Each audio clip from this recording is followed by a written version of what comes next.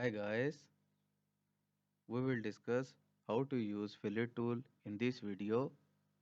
So let's begin. First we must create an arbitrary rectangle to apply fillet. Let's draw a rectangle from corner rectangle of base 20 and height of 10 units. Now we will apply fillet on top right corner of rectangle. Let's start fillet tool from sketch tab, sketching panel and fillet. There are four methods of using fillet. Let's begin with the first method, that is circular fillet.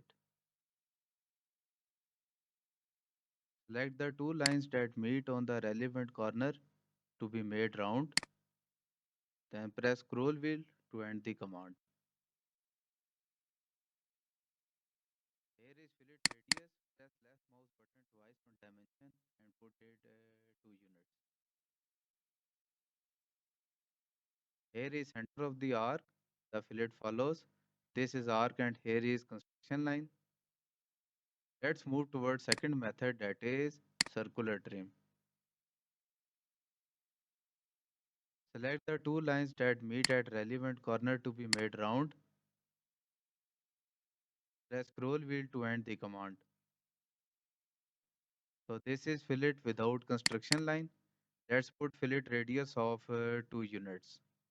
As this fillet is without construction line, preferable for 3D modeling because construction line creates problem whenever 2D sketch is converted into 3D model.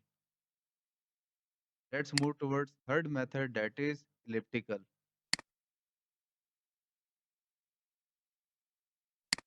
Select the two lines that meet at relevant corner and press scroll wheel.